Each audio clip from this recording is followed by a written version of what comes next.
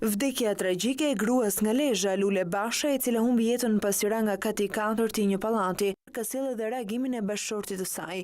Ai ka denoncuar në News 24 këtë ngjarje, duke kërkuar gjetjen e një përgjegjësi lidhur me vdekjen e së shoqes. Ajo ka qenë duke dalë në pazar për blerë sa plaçka për vete dhe pastaj për dalë Keama Konac, domethënë në katin e 4 të New York Center. Aty në katin e 3 e lart nuk ka pas drita.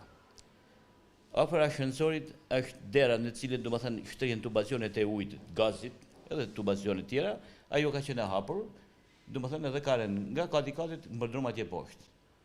Atje poshtë domethënë është diktuar me shumë shpejt, me thënë drejtën, sepse punëtori aty ka pa që delte ujë. Ndërkaq, ai thekson se nuk ka gjetur as mbështetjen e policisë së Lezhës lidhur me këtë ngjarje. Unë mendoj se policia ka trilluar ngjarjen.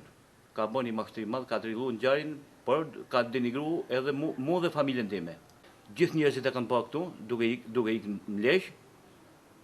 Kam dëshmitar mbi 20-30 vjetë që e kanë takuar ditë. Kjo kojshia ka kalu me një karrocë përballë dyqanit dhe nuk është e vërtetë kjo si thonë të policisë, sepse këto si japin të njoftimet për mediat ndryshme, 3 ditë, 72 orë, 2 muaj, dekompozuar me tjera tjera. Kam qenë këtë gabërshme, edhe kam shku me bë denoncimin, edhe më ka thënë pau ka përsori nuk mund bëni denoncimin. Jo vetëm se ka ngryja ime, po mund bjerë fëmijë tjetër nesër.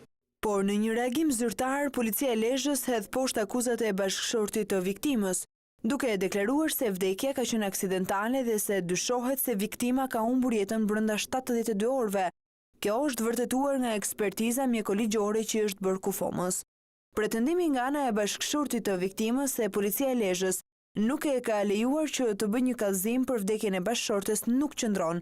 Sipas policisë, kjo nuk qëndron pasi as bashkëshorti dhe asnjë nga familjarët e viktimës nuk është paraqitur në polici që të bëjë kallëzim.